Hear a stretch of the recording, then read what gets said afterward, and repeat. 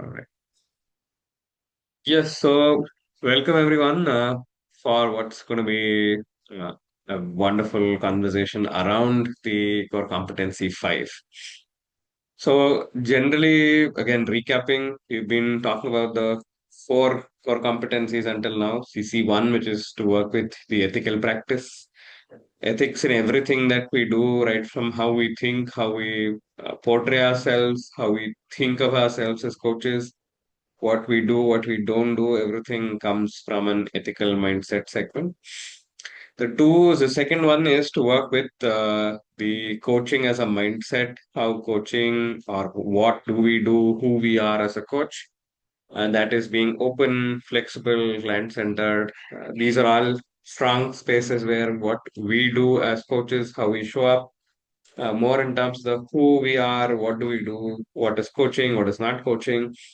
So that's the idea of continuous improvement, how we show up in sessions. So all of that was covered in CC2.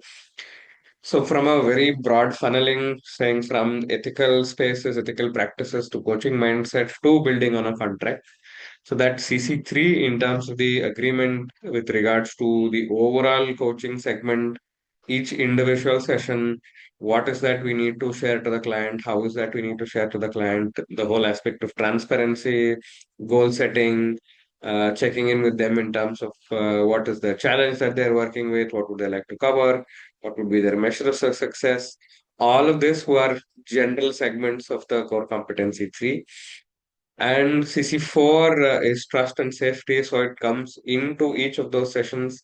And each of those sessions, and even before you actually get into coaching session with the client needs to feel safe with you. That trust is built over time through your Facebook, LinkedIn, website, in person, wherever. That's how the trust gets built with you and the ecosystem as such, you and your client. And trust and safety is before the session, in the session, after the session, and even after your contracting is over. Right. So all those spaces, that trust and safety is a paramount segment. So trust, safety, and say CC5, which is maintains presence, goes as the invisible set that happens within each session. It's not something that is usually looked at and said, okay, this is it and nothing else. But then a conversation always starts with what do we mean by when we say we are a core working with maintaining presence. Again, reiterating that each of these conversations that you're seeing, the space with regards to what happens with the core competencies, the core competency definition always starts with the work, right? It maintains the presence. So again, presence is maintained across the conversation, across the entire coaching segment. And also, I think maybe just starting off with that definition, even in the first place, right? So, how do you know that somebody is present?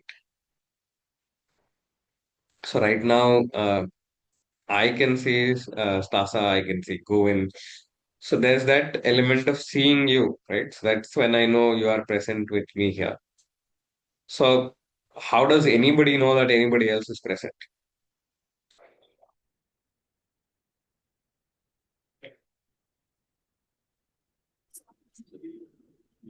Anyone wants to share? All right. Yes. So, um, easier said than done, the easier definition. How do you know when somebody is absent? Right? So there is physical presence, there is possibly emotional presence, and then we have heard of this space saying, holding space for the client. So what does holding space and how do you maintain presence? So what does it mean? So what does it also mean to say maintains absence? Or what does absence mean when in any conversation? The person on the other side is, say, one is physically present. The second is, say, emotionally present. And third is also in terms of your intuition also present. So you as a coach for the client, you will know. when you are present, when also you are not absent, right? So you're not absent to what is happening in the session, and you are present to everything that is happening in the session. And therefore, it is a space where it says it is fully conscious and being present with the client and employing a style that is open, flexible, grounded, and confident. Before we even get into the space, so for example, most of the times, right, the presence part gets challenged when there is a conversation around taking down notes. So if I am present with you here, talking to you, and say writing down notes, so every time you close, you are sharing as a client. I am just bending down and writing with no eye contact.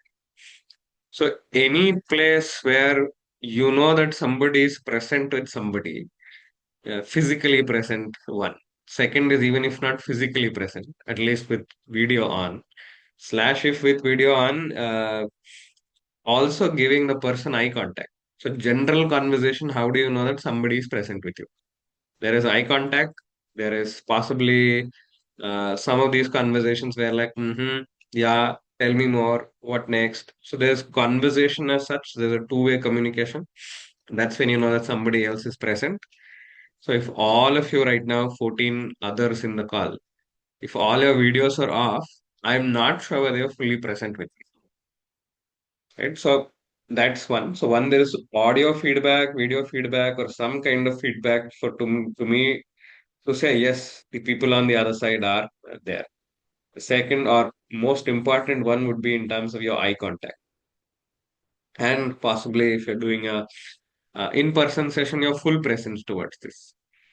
And again, full presence would mean your attention, right? So, for example, if the client is talking something, and say at many times in my usual work day, when I am not coaching or when I'm something else, my pet is at home.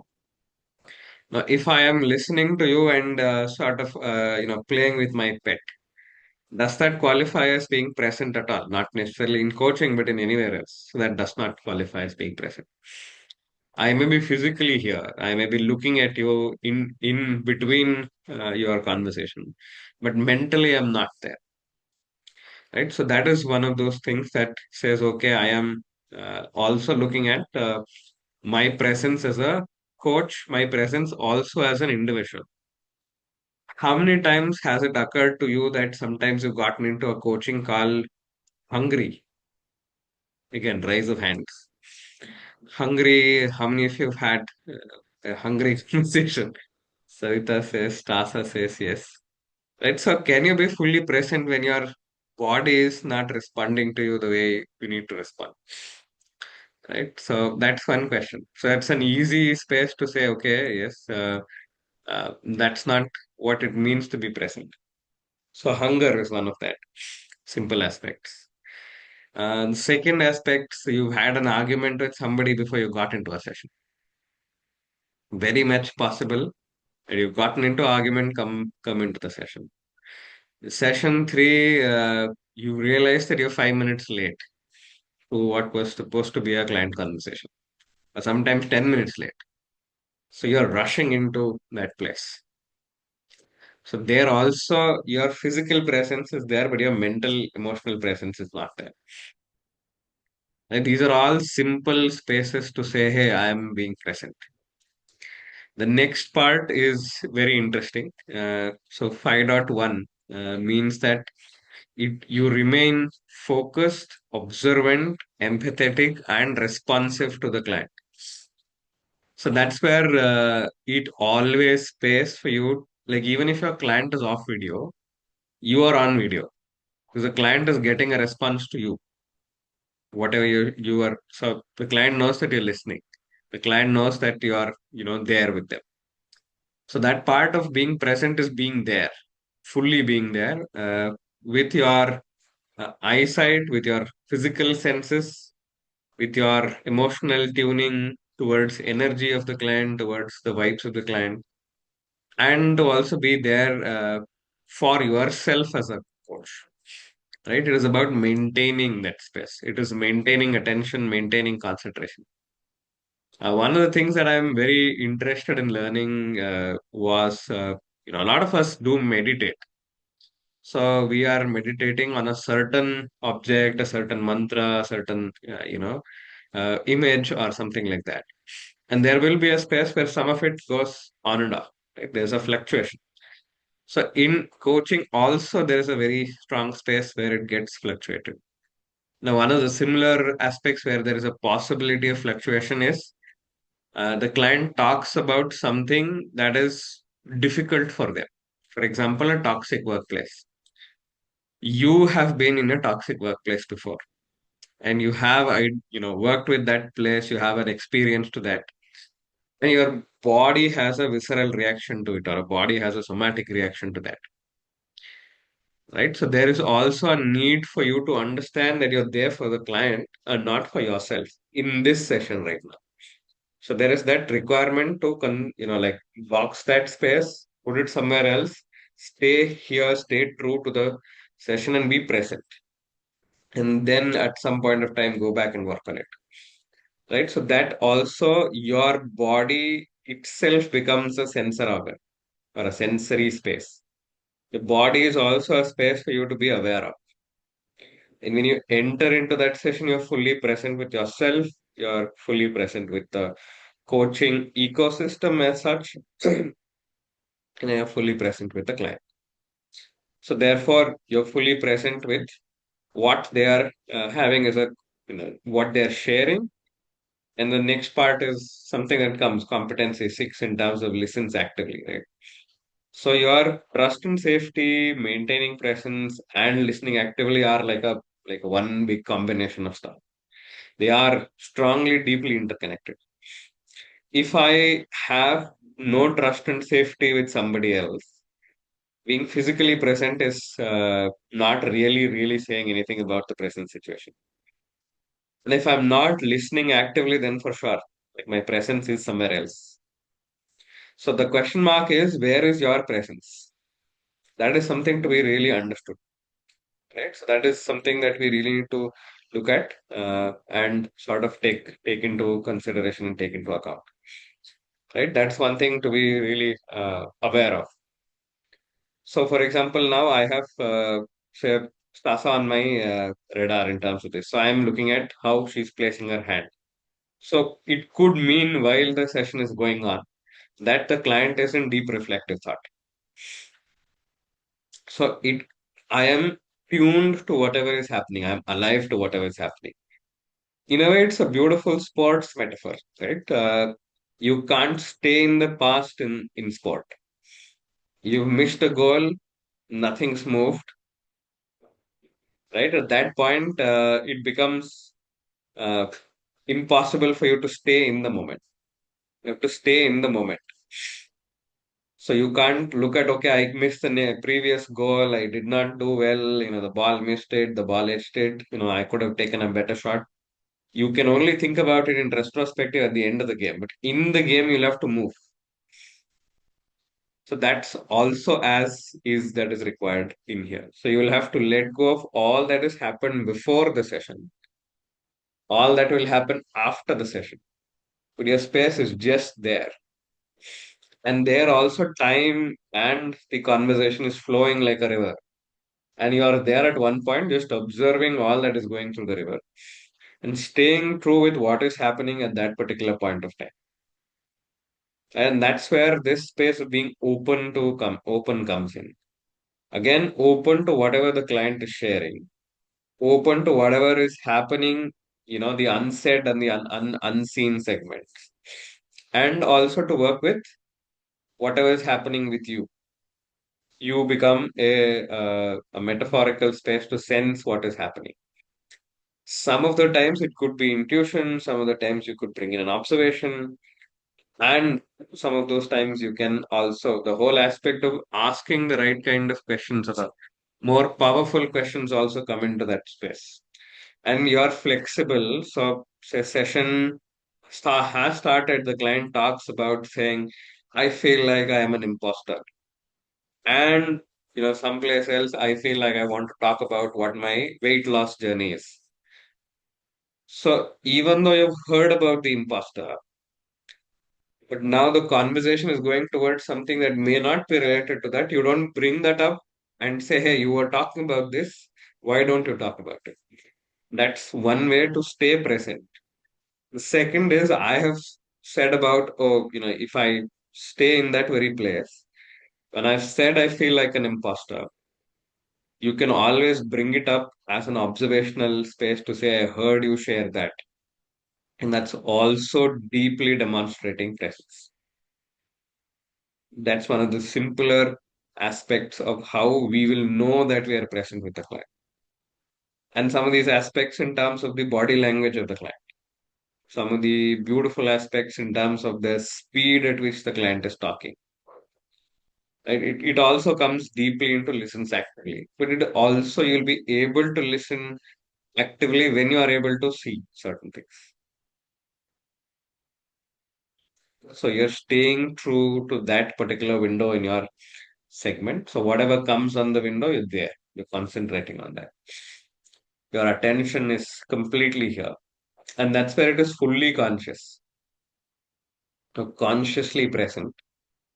And in this 1 hour, that is there. So there's no phone, there's no writing, there's nothing that comes and disturbs your presence. And even if the client is disturbed, that space, some of these conversations you start with, can we ground ourselves, right? So can we take a deep breath? Can we come into the session fully prepared? So you help the client also stay present with themselves in prior to the conversation beginning as such. So we will go deeper into what it means to say being confident and being grounded. So my presence, for example, I am sitting here. Let me pin myself. Yeah. So I don't know if it looks correct. So for example, if I'm moving around all over the place like this and the coaching is happening, right? So that is also a space that says I am not centered, I am not there. That is the aspect of being a grounded space. So again, grounding comes with multiple definitions. So I don't come into the conversation with the ego that I am a PCC coach, I am an MCC coach, I am an ACC coach, I have done executives, I have done 300 clients. You come with that humbleness of saying, yes, I am an instrument in this session. I am coming to the conversation as a process expert, not a subject matter expert. I'm coming into this conversation in being an energy source here, reflecting with the client, reflecting for the client, asking questions that feel most alive in what is happening. And also, deeply, it feels alive when you are sitting with a client. There is a pulsation, there is something that is happening every second, and you and your body as a overall ecosystem is there, observing it and uh, you know, uh, being an observer to that particular conversation that is happening. The flexibility is you move with the client, you're not rigid, saying how this is what you wanted to establish, what now? Right? Even you allow for recontracting, sharing, allowing that space the client feels heard, feels safe, feels that, oh, I can tell something, and that person on the other side will listen without judgment. And that non-judgment space comes along with trust and safety. It also comes with that presence, right? There's also a space where the client may feel intimidated by you as a coach, and that's where your space of being grounded, your space of being confident, your space of being available, your space of being somebody who's approachable, all that matters in that space, and that's the aspect where presence also becomes beautiful. The confident part is that if the client is going through that vulnerable space, there's a concept I think in psychology called the mirroring part. So just because the client is having a certain body language, you don't also start embodying the same body language. You maintain a space of neutrality across your entire being, not just at the mindset of a coach, but then also as the being of the coach. That centeredness comes within you naturally. And presence also is natural for a lot of us. And that's one of the reasons why consciously or unconsciously we've gotten into coaching. Because being a person who is trusted maintaining presence with somebody and giving them attention, and somebody who listens well is something that's a combination. This is exactly where the dance part of coaching comes in. Right? You've done the contract, which is CC3. You will close with facilitating client growth and say working awareness. This part is the invisible. This is where the threads move. So as to move everything that's part of the conversation. Right. So that's one. And yeah, I'll just pause here to check if there are questions in the chat or if there are questions anybody else has. Consider question from Goin. Can we consider state of being present to the flow state? Yeah, I think true, Goin. The flow, yes. So flow sometimes is when we are in the coach's side, right? So I am in a state of heightened observation, heightened awareness, or heightened sensitivity towards what is happening in the session. It may be similar to flow, but then I am not doing the talking. I am not doing anything productive using that situation towards getting to something. So our usual flow angle is okay, I am getting into the flow and doing something, being somewhere. So it is less about doing something with the flow, but being with the flow of the session. So you go with the flow of what is happening through the coaching process.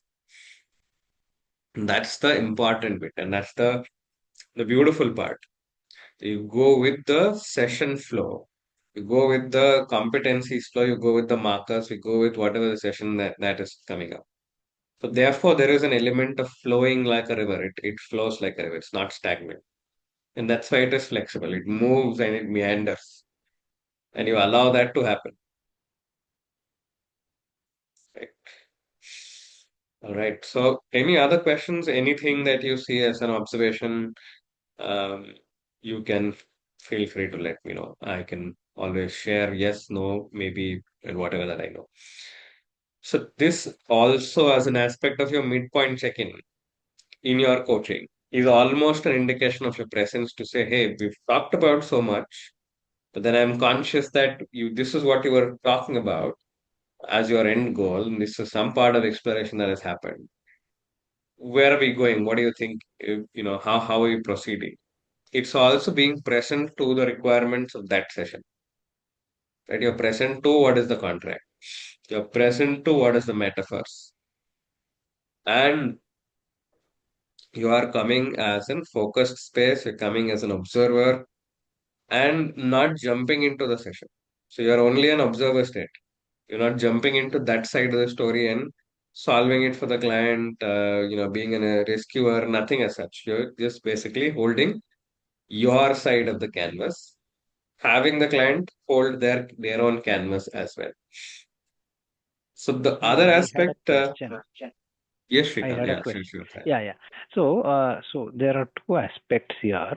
Mm-hmm. Here, when you're saying maintaining presence, one is Mm-hmm. well we are doing the coaching session, Mm-hmm. right? Being open, flexible, grounded, and confident. So this is what you know is all about maintaining presence. Right. Now, the other part of it, what I wanted to ask is, when we are, when we attempting the ACC exam, so is these pointers enough about this flexibility, grounded, confident, or even these sub pointers which are there? All of that is important, and they would ask a question, they would give any of these clause, and they would ask which of the markers it is related to, or how. I just wanted to ask from an examination point of view, what are the important things? All right. So just to answer that, so your um, exam of the ICE, ACC. for ACC as well as for PCC or as well as for MCC. It's Hmm. more of the embodiment of these aspects of being open, flexible, grounded, and confident. So they will not ask you saying, "Hey, can you say what is 5.04?" So they don't come back with that kind of a question. So it's about knowing this as a practice concept. For example, say managers one's own emotions to stay present with the client. So one of the examples I told you is, okay, as a client, maybe as a coach, maybe I am going through a toxic work-life space. The client also brings something like that. So then what is the best situation? Then what is the worst situation? Could be a possible angle to work with it. And that's where you need to, okay, come back to say, hey, it needs to be that I need to manage my emotions. My emotions should not overpower the client's space. So that's how application of this will come into the examination. Not necessarily what is this, words will not be of any consequence. It's the application of these words and Okay, these thank you. concepts. Yeah, yeah, thank you. All right. Right. So anything else on the chat? I see some.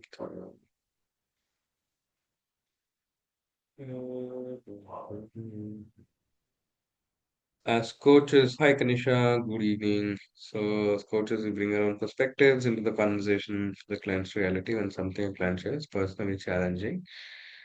Um, Personally challenging or activating. What breath practices can you help us stay present, self-aware, and responsive so we can continue to support the client effectively? Perfect. Without our own reactions shaping the interaction. So I think one is to be aware that we have biases, and this is something that we start with, that we are aware that we have biases, and to be taking that to coaching supervision, coaching mentorship, getting yourself coached by a peer coach, taking it to a mentor or a coach trainer, at least in the beginning of the space. So one is to ask for help, and could be that you can also ask for, like even in terms of seeking help in terms of a mentor, like a business mentor, for example. Also in terms of a therapist, also in terms of something else that you deal with. So one is something has emerged. It's a very real possibility.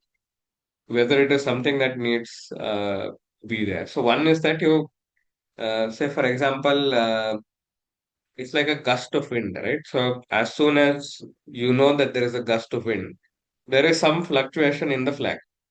So your expectation is the flag is as is. But as soon as you notice there is a fluctuation, you come back to your presence. So you have a base space. And you come back to that space. What could help come back? There could be deep breaths. There could be to stop the amygdala hijack in case there is one. Say grounding in terms of looking at different colors that are there in part of your own background, the client's background. So you suddenly switch off the secondary part of secondary cinema that is running in your head. And that is also a very interesting thing, because the secondary cinema is switched off with whatever has happened before coaching call. Whatever has also happened in the last session, you don't have to go back to that, or like you have to go back to that verbatim as is.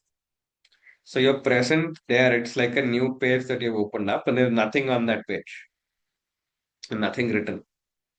And that's a great space to be in, where you are. There's no parallel processing that is happening based on your client. So it becomes more of a mindset. It goes on repeated again and again and again. And that's how practice would help you be more present to what the client is sharing, what the client is not sharing. So what's emerging for the self and the client in the same process, right? So it's as much as the self, as much as the client. So if it's happening for you, then possible areas of compartmentalizing it. If you have the habit of write down a few things about it while still maintaining eye contact with the client. One. Second, also be open to say, hey, I lost my presence when you are sharing this. Would you be open to sharing it again?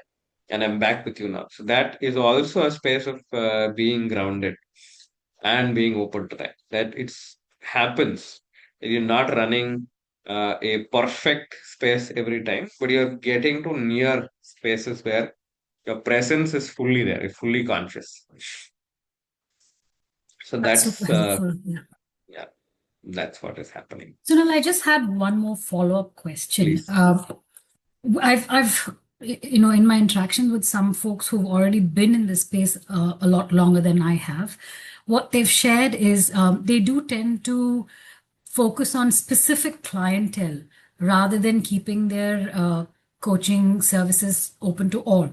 For example, a friend of mine said they would like to specifically focus on, senior women, folks who are working in the workforce, focus on supporting them with their career choices and things like that. How does having that sort of, I mean, for me, while a part of me says, okay, that's because they want to perhaps support a specific category, they want to focus on that space. I sometimes also see that as being a tad bit myopic, Hmm. but just trying to understand, how do you see that in this larger scheme of things? Because as a coach, shouldn't you be open and explore different clients so that you're able to also understand and appreciate scenarios better? Or Yes. what's the... Yes. Yeah. Yeah. Thank you. Thank you. I hope I have allowed you to complete the question. No, you have. I wasn't sure if I was articulating my Yes. ask clearly. So yeah. All right. All right. So, yes. So, what you shared in the first segment of your sharing is business clarity. Business clarity and maintaining presence are two very separate segments. You could be coaching only senior women leaders, but not be present in a call in that particular space, right? So that's one. It's just that business clarity in terms of having, okay, this is my clientele, and therefore, in their head as coaches, they're cutting off other things that don't work for them, or this is where I am more best. So that's more their own strengths coming into play, their own self awareness coming into play, but very strongly it's a business decision. In your coach learning phase, I would Mm-hmm. say go all out.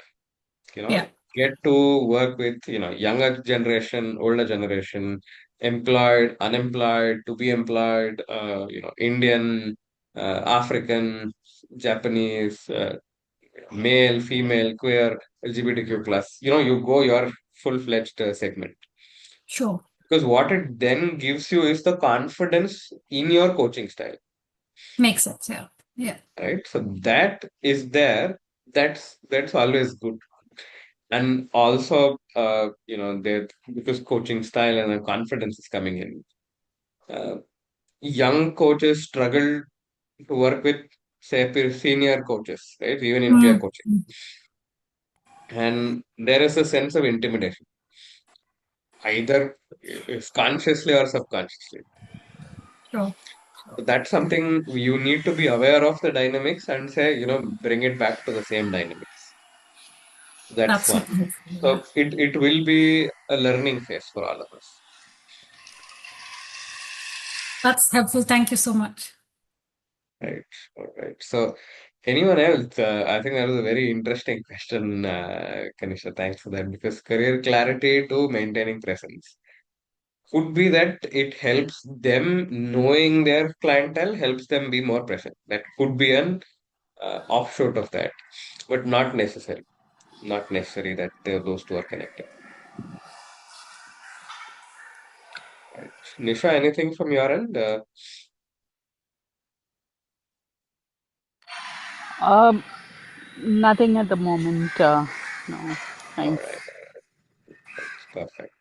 So again, this is also a little bit of presencing because as soon as I am looking at somebody being unmuted, I'm like, okay, no, there's something is coming.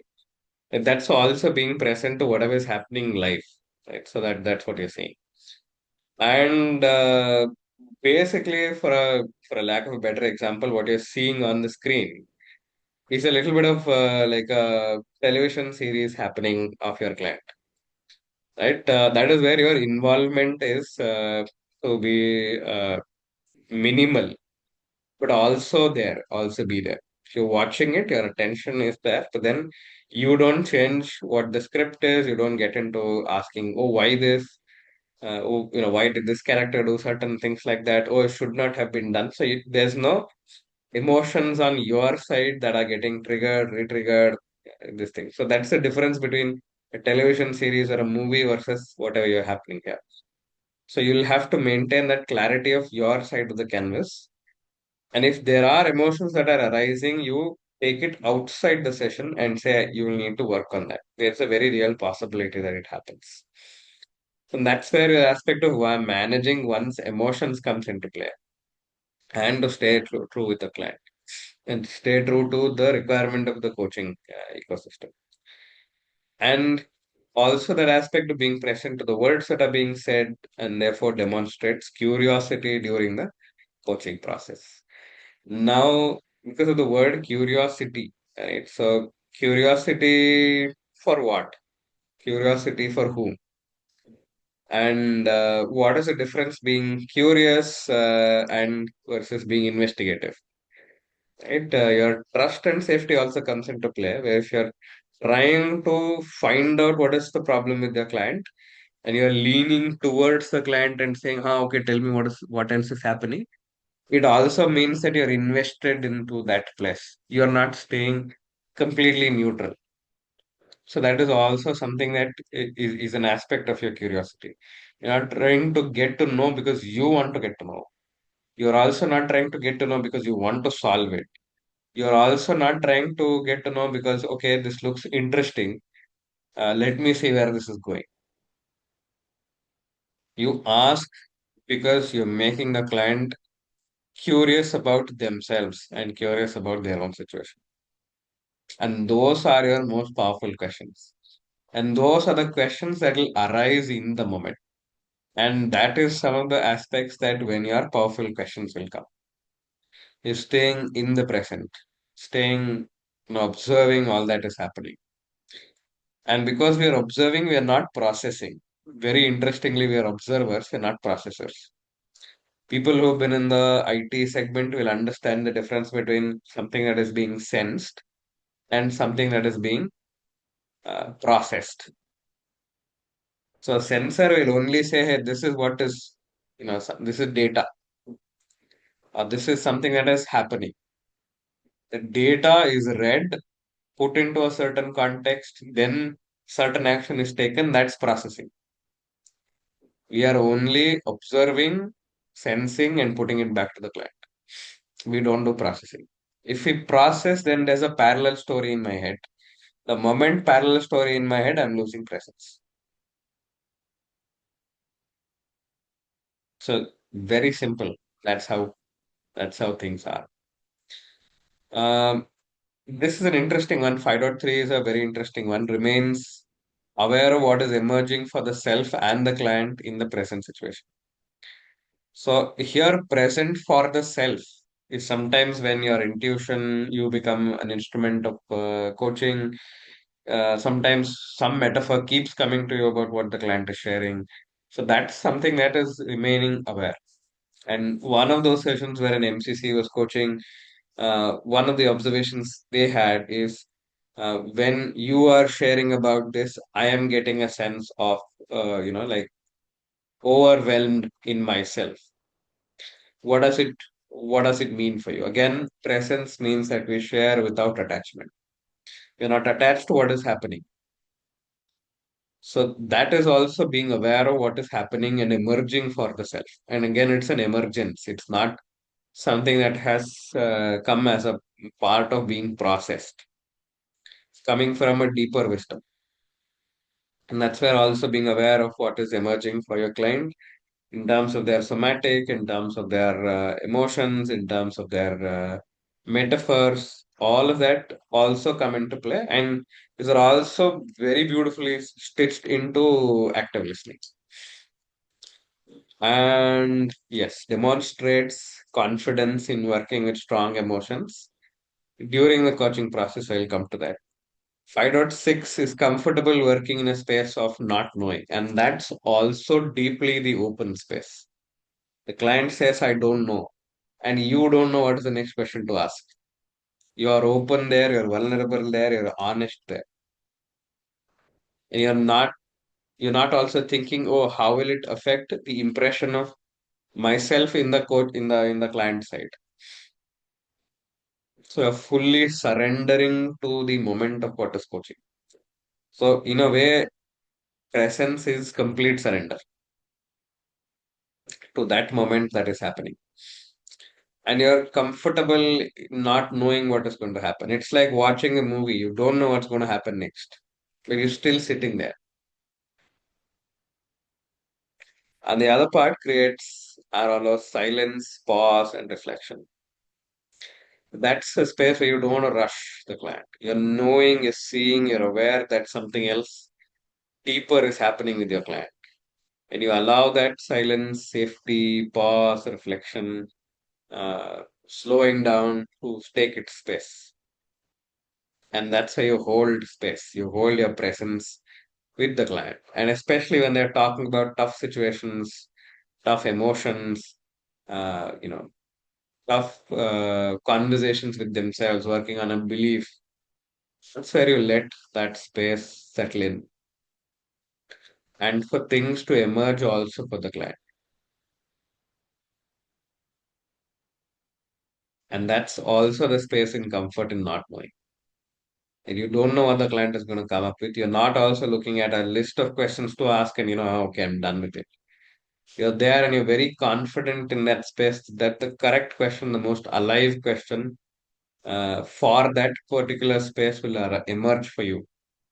And that's the thing that you also move to a space of maturity in coaching that allows you to especially work with 5.7, which allows you to work beautifully with 5.6, which gives you a lot more confidence to work with 5.5.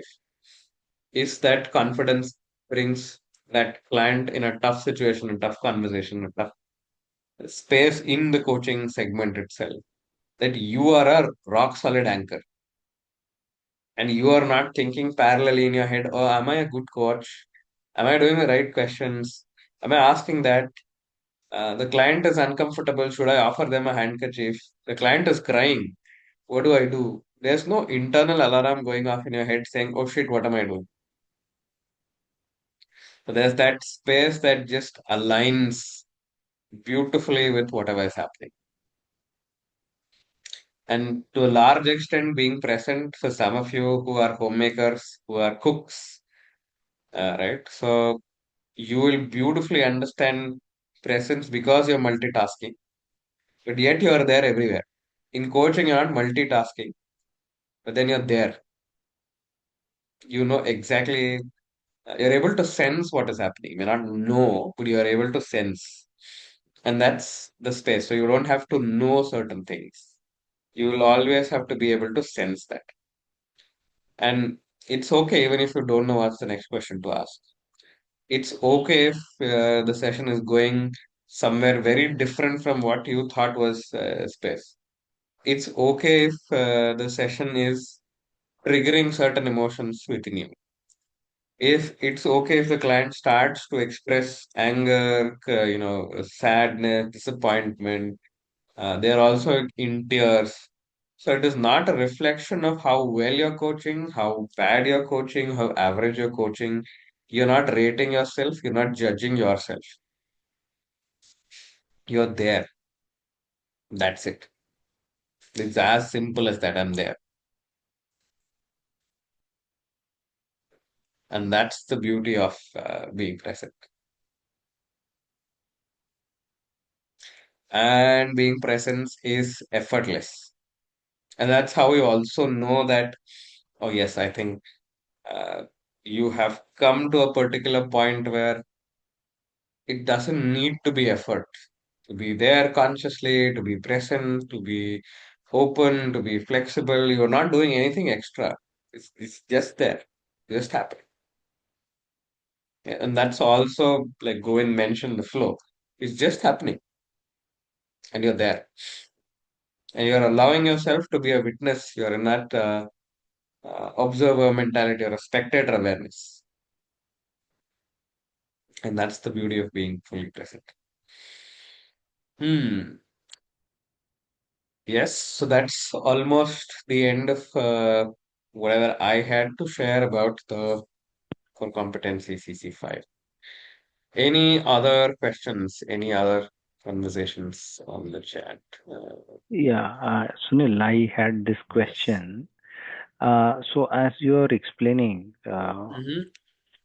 5.5, 6, and 7, Mm-hmm. so as a coach, Mm-hmm. uh, the self should be parked outside, and then just the container of yourself should be present there. Is that what you're trying to say? So that yourself is not interfering in any of these things. You park it outside and just be a Mm-hmm. container to the client so that Yes. you are there with that person. Perfect. Perfect. Yeah. So when you say when I or even when I'm saying okay, I am not there. It's that okay. I am Sunil. I am XYZ. I am whatever is doing. For a lack of a better word, your ego slash labels that you give yourself, those are kept outside, and you come here as in a beautiful example. You come in as a container of time, a container of attention, and whatever happens in that session stays with that space. And that's also what they say is, you're holding your space very clear. You're becoming that container for them to be, open, to be sharing, to be trusting, to feel safe, to feel, yeah, this is a non-judgmental space, and to explore with the contract. And yeah, that's that container that exists. Okay, thank you. Hi, Sunil. Yes, Okay. Tasa. Finally, I'm here after a long time. Long time, yeah. Yeah. But anyway, I wanted to mention, I think presence is the one of the most important competencies and sometimes the hardest, right? Well, in my opinion, because I think that sometimes even your own presence can do a lot if you're really fully present. As you said, you don't have Absolutely. to do much, right? And Absolutely. so yeah, that's kind of my experience. But at the same time, I have a question because I'm just Mm-hmm. facing this client who is very unconfident, if I put it that way. And Mm-hmm. after everything, she asks me, "But what do you think?" Well, I don't know. What do you think? And she keeps giving me that back. How would Mm-hmm. you react to that? Because it's sometimes a bit challenging to me to react. I think that's a wonderful share. So even before that, there was one thread that you shared in terms of presence being the most important thing and sometimes the most difficult. So I had a conversation recently where in a 60-minute call, all that I asked was 4 questions. Right. So the client had a lot of sharing, a lot of things that were there, and the client knew that I was there and my presence was there. So I don't need to have a pressure to ask a question. Unless there is a need to ask that question or there's that space, that question will be most alive. We don't need to ask that. So that's one part of the conversation. The second, which you said, was the client is underconfident and asks you for, say, what do you think? That's a clear space where there's a little bit of validation segment, right? There's a need for somebody to validate. Could come from a belief that is also like, I'm just going on a tangent here. It could be a belief ecosystem that around safety, right? I may not be okay to fail on certain things. I am not confident in taking risks because sometime I have seen that this is what happens after a failure. So that's a belief ecosystem. It could be that, it could be other things as well. So, what helps you as a coach is that if you've seen that as an observation across sessions, when this comes along in at the right place, you can always bring it back as an observation, saying, "Hey, I've observed this in this session and across our sessions." So, what makes it important for you to have my answer? Mm. That's a beautiful way to take it. Mm-hmm. Again, you're not making the client conscious, saying, "Hey, why do you want my help?" Rather saying, "What makes my answers important for you?" Okay. Right? So, what are you seeking from my answers?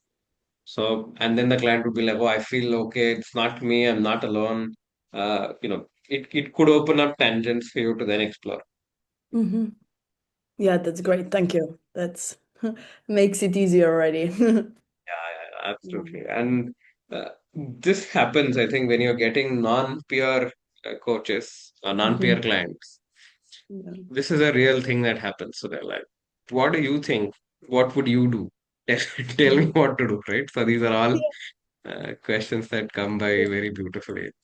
Yeah. And that's also your litmus test as a coach, as much as anything else. Mm. It's very easy to say, hey, do this. This is what I want Mhm. you to do. Like Mhm. even today, there was a session where we had, and this is peer coaching for my MCC hours. And it was around a topic around something that I am also very interested in and XYZ. It was around dieting and segments like that. So I am somebody who does intermittent fasting. I have my own segment. So at the end of the session, I said, do you have anything as a feedback? If not, then we closing. Because I knew if the session extended, a very high chance that I will say, you know what, this is what I do. Because Mhm. it's still peer coaching. Then Mhm. still you need to be present to that internal thought process to say, oh, I have something to share. Mhm. So lot Yeah. of the peer coaches, what happens, if done the 45 minutes, then that other 10 minutes will be like, you know what, this is what I do. It it Mhm. it creates a practice to say, okay, it's okay to share after the session. Mhm. I So see. that's the observation. So actually, the one girl, another girl that actually said that, what do I think? And then I think I even asked her something like that, like why she wants my opinion, right? In a nice Hmm. way. And she was like, well, it's really important for me to come across good to you. She even like admitted it. She was like, your Mm, opinion is really important to me. This is yeah. what she said during the session. Yeah.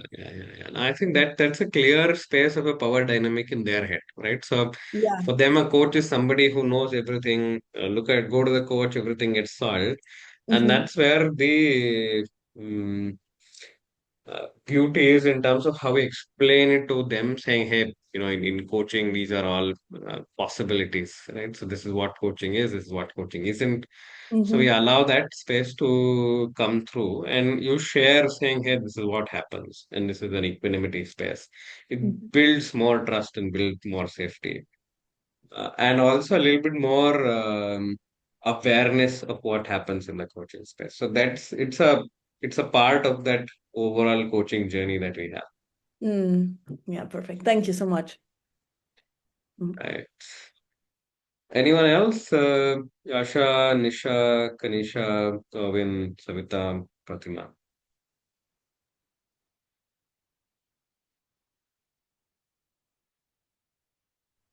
Sunil, I have just one question. So most of the times, I've just started off with my coaching, peer sessions. And like you said, there's always that little second movie running in your mind. How do you stop it? And most Good of the time, question. I feel that I'm trying to figure out, the client, which I Mm, think I should not be doing. Right? yeah. And what are the practices I can use, just to pause and say that, okay, I'm not going to do that. Yeah, I think the pause itself is the answer to that. So when you Okay. become aware that you have a parallel commentary in your head, pause and say that's not important. Okay. So that's the Okay. easiest way to answer this. The second is again, yeah, anything where you're saying a deep breath. So one of the practices I have is whenever there's a thought process, I have something like this. This is what I do in my own head to say, okay, that's the end of the thought, that's a closure, go ahead with that. So even beyond coaching, if I am getting into a spiral, like a thought process getting into this. So this thing to say that's that. And that's what I have built. It could be anything for you that would be something different. But I don't do it in terms of the client seeing it. I do it in such a way that I am observing that this is it and then closes. That's one thing Mm. I have had as a practice. Mm. The second is as young coaches who are coming into the ecosystem in the very early phases. This pressure is very high to say I have to prove that I'm a good coach. So this is what brings in the Yes. shoulds. Should brings in pressure. Pressure brings in saying I need to be perfect at these markers. Uh, and also beautifully the presence is without pressure because with pressure you can't be present. Mm. Yes. So that's the space. It's a mindset shift that needs to happen. There, working with the mentor helps. Working with the mentor slash your coach trainer, if it's in the very beginning segments, working with your coach trainer or talking to them about it, that'll help. If you feel that, okay, there's more that you need to work with, working with a mentor or a supervisor can help. Like this is for deeper conversations or like more experience as a coach. And therefore, also that space initially, the thing is, you can't go to your coach trainer again and again saying, hey, these are things, right? So, if you're going in a cohort, 15 people are there. If all 15 come with 15 questions each at the end of, say, 2 weeks, the entire session is going to be only on answering questions. So, they will not move. So, you will also be like, oh, I've asked 2 questions. Can I ask the third one? So that is where working one to one with somebody who knows the arena is something that really helps. So that is something I'd say for somebody getting into this space early on. Okay. Okay. Thanks, Sunil. Yeah. So anything on the chat? I see two things. Okay, yeah. Govind has done his work. Have I answered all questions? Anything that is pending? Yeah. All right. Okay, so what else is happening with the tribal coaches is that I will be offering a one mentoring session as a pro bono over the next 2 months. If you've not had me as our mentor anytime in the last 2 years, you get one shot at uh, no charges for your mentoring. And this could be a conversation like what Savita brought along, or this could be a space where you can bring a recording, you can coach me directly there for a 30-minute space, and I give you feedback on certain things. Just purely on the coaching skill set. It's not about, how do I develop my business, blah, blah, blah, but mostly on anything that's got to do with the skill set of coaching. Any questions like, say, for what Stasa brought up, saying, what do I do in this particular kind of conversation? So these are things that can qualify as mentoring hours. So 1 hour is something that you can get yourself through, and you don't have to pay any charges for that. What I would encourage is a LinkedIn testimonial, but then again, that's up to you. If you feel that, okay, this is good for you to share it, that's again open. So that's the space, and I do this every year after the International Coaching Week. So again, this is year 3. So that's the other update. You will also get a notification in the group in the chat as well. So that's about that for today. And next week, I will be doing a live coaching session. I am looking forward to one volunteer client. If anybody feels drawn to, I'm happy to coach you. The next week after that, that's 15th. One of you can be the coach, while one more else person is the client, and then you can do a live coaching for about 40 minutes. Then you get feedback for the next 40. So that's what's happening on the next and 22nd. If everything goes well, we'll have MCC from South Africa. She's a very close friend of mine. We're just sort of settling in on what do we bring as a topic. She will be a guest speaker for us. So that's what we'll do across June. And yeah, so any other questions, feel free to write to me or to Govind. We are also parallelly building our Facebook and Instagram and LinkedIn pages. If you feel you are there on that place, do give us a hi. So do send us a hi. And that's that for today. Thank you. Thanks, Sunil. Thank you Thank so you, much. Sunil. Thank you,